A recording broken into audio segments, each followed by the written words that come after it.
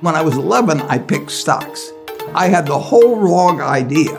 I was interested in watching stocks, and I thought stocks were things that went up and down, and I charted them. I read books on technical analysis. I read Edwards and McGee. I think that was the classic then. Hundreds and hundreds of pages.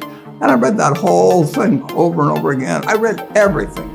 And I thought, the first 8 years, I thought the important thing was to predict what a stock would do and predict the stock market. And then I read Ben Graham, when I was 19 or 20. And I realized that I was doing it exactly the wrong way, but it didn't hurt that I had that background and everything.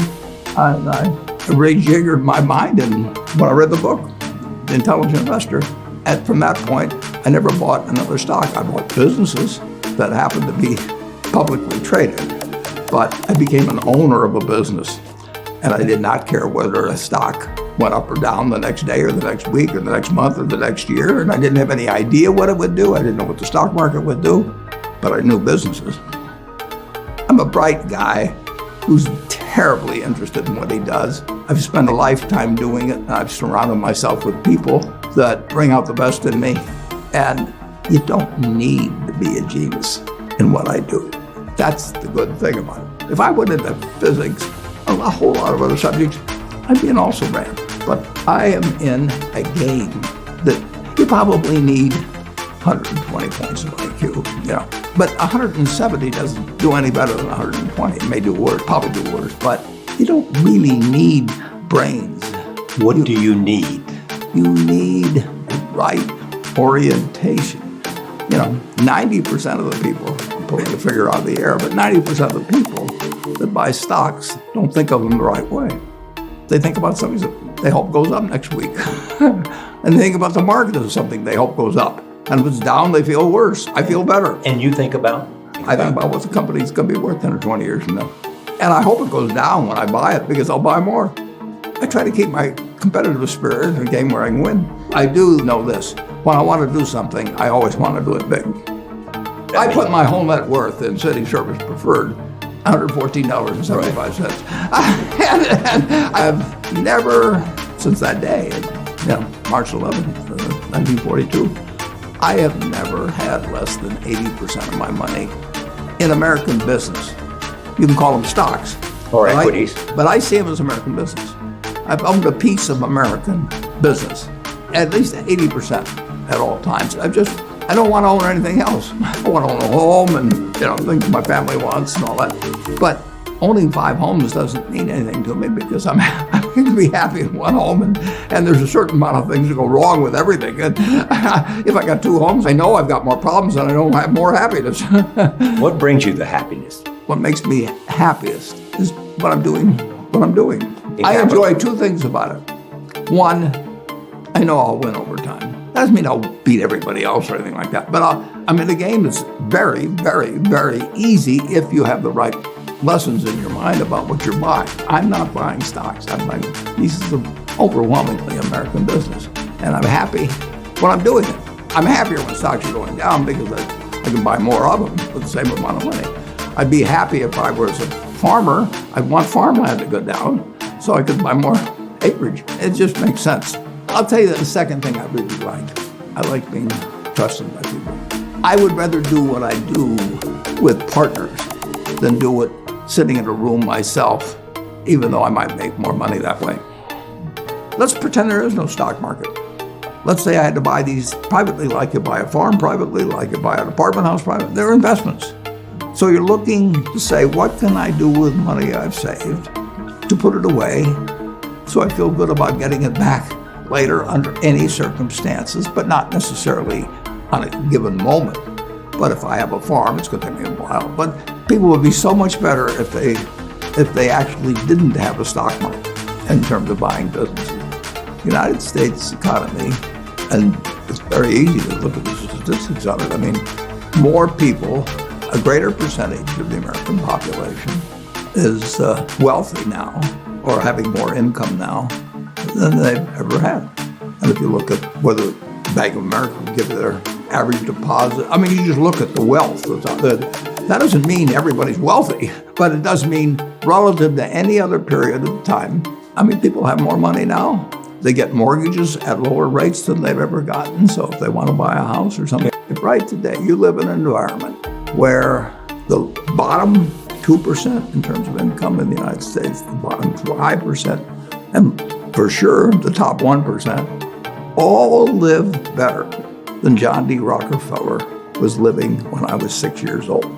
John D. Rockefeller was the richest man in the world.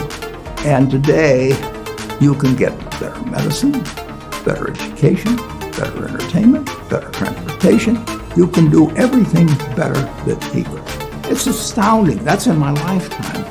If you wanted to watch a football game, he still had to go there. And I can sit there with this big screen, and they keep showing me the replay, so that and explaining to me what happened and everything. And maybe everybody doesn't have a screen as big as mine, but damn near everybody has a screen or an iPhone or a computer or access to one.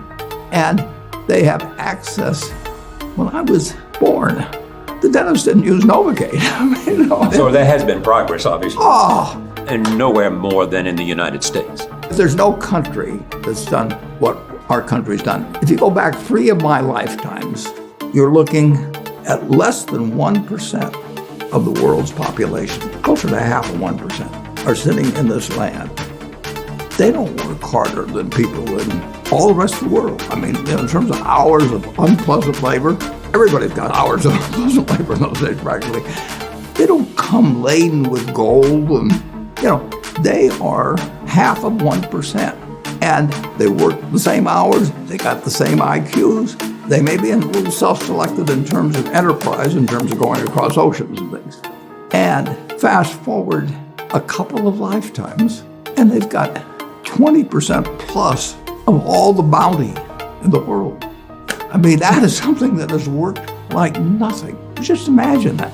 If you've gone to anybody, Constitutional Congress, in 1789, if you go to any one of the representatives there, and you said, I want to tell you what this place is going to look like, in 3 more of your lifetimes, your great-great-grandchildren are going to be flying in the skies, they're going to be watching sports all over the world, they're going to be entertained, their medicine. They can hold you off to a lunatic society of what he's doing. He's getting 50 cars and he's getting a whole bunch of little claim checks. Just think of it. Everything, when Thomas Edison did all the things he did, he made some money, but we're using it. It belongs to us. If you take what an hour of labor delivered to you 100 years ago, and what an hour of labor delivers to you now for you and your family, it's unbelievable. Capitalism doesn't say get rid of a referee and a government. We've got a government that can tell capitalism what to do. And they do, and that's just what they should do. And they do it in different ways at different times and all kinds of things. But it's claim checks on future output. Then the claim checks belong to me, so if I want to buy 50 super yachts, I can do it. But what does it mean to me? It can buy more things for other people that are useful to them.